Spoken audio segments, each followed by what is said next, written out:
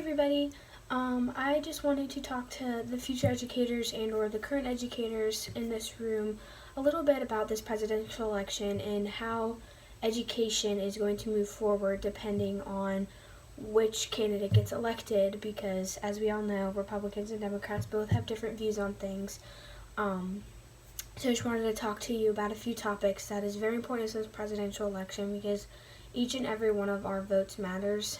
And so I want everybody to think about that. Like, since we are future educators going into this profession within the next few years, or people who are in the profession as of now, whoever gets elected, could make or break the world of education.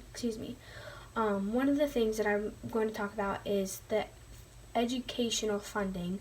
So we all know that schools do not get enough funding and they don't get enough resources into their school. And so just a little bit about the different sides on that. The Democratic side of the educational funding wants to be able to triple the amount of federal funding that we are at now. Right now it's at 8%, and they are looking at trying to triple that during the next 4 years. But my question is where's that money going to be coming from? If they can triple the amount of funding that schools are getting, but I don't understand where they would get that funding from. Another thing is the Democratic side believes that we are not spending enough money towards our educational funding, meaning these schools are not getting enough funds, they're not being able to provide the best that they can for their students. And the Democratic side they plan to be able to fully fund the Individuals with Disabilities Education Act within the next 10 years. So the federal government would pay, the additional cost of that would be paid by the federal government, and they would be paying 40%, which is a very big increase into what they are paying now, which is a really big number to go from X to Y. And a little bit about the Republican side. So when Trump was elected in 2016, he did not actually plan on giving more funding to education. He was actually trying to cut the funding to about 13.5%, which is honestly a pretty big cut in my opinion. I don't think that he should have done that.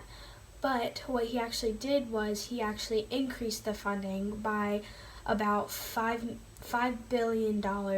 It was increased by $5 billion. It went from 44 billion, I think, to 49 billion, I believe. And another thing was that the Trump administration has supported federal relief money for schools. So during this whole pandemic and all of that, this craziness going on, the Trump administration actually supported that and gave federal relief money for schools, which was amazing.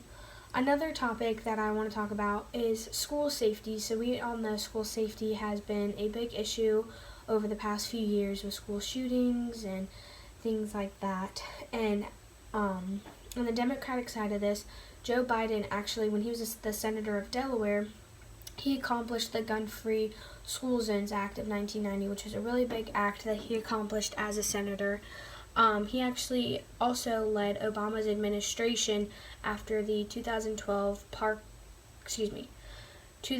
school shooting to push for more money towards to support more counselors, mental health resources, as well as school resource office, which is amazing. And he was actually a really big advocate and a really big supporter for police in school. On the Republican side of that, Trump actually, after the Parkland, Florida shooting, he was in favor of arming some teachers and favored school resources officer positions, meaning he really wanted to be in favor of those things and really strive for that and to have things for the students. Another big topic is student testing, which has really been a controversy for a while now. People have been struggling whether or not we should have standardized testing and whether or not we should or should not have it. And in 2019, the Democratic side, Joe Biden, opposed a mandatory standardized test. He believed that standardized tests aren't good for the students and they're really not doing anything for the students. He believes, the whole Democratic platform believes in reliable and continuous support and testing for student assessment. So instead of that one giant test at the end of the year, he wanted to be able to have that smaller individual tests throughout the semester or year. And he actually, as when he was a senator for Delaware, he actually voted for the No Child Left Behind Act. So meaning, kind of like in the title, No Child Left Behind, which was a really big thing that he did. On the Republican side of this, Trump granted waivers to states to actually let them cancel federal mandated tests during the spring of 2020, which is good because with everything going on this past spring, students getting thrown out of school and moving online, kids were not able to really focus and get the type of learning that they needed and deserved. One thing I didn't like that I learned about is that Trump actually, well, not necessarily Trump, but it stated that schools don't necessarily get that option next year with everything going on.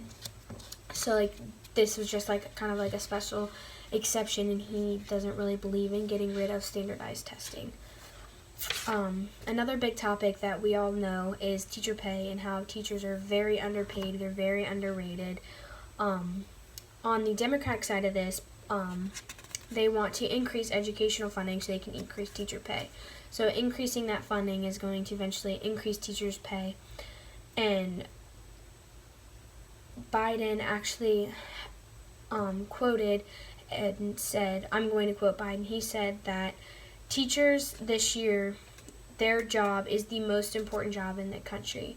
But the thing that I'm sitting on with that quote that I don't like is, why is it just this year that teachers are deeming having the most important job during this just during this pandemic? I believe that teachers' job is the most important in general, not just this year, not just during the pandemic. I believe teachers are very underrated, very underpaid, and that teachers deserve a lot more attention than they actually get.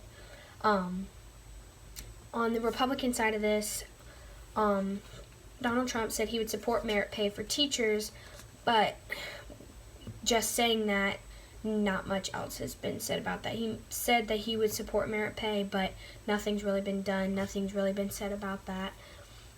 But the merit pay, the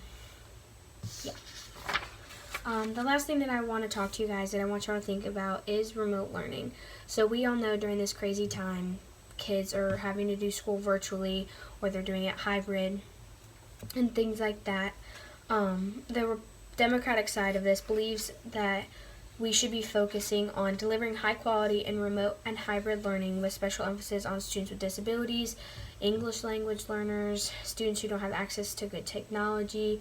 So he believes that we should be making sure that we're giving the right amount of work to these students. We're making sure that we're giving them good work, making sure that we're keeping up with them, making sure that they're doing what they're supposed to be doing, they're learning from everything.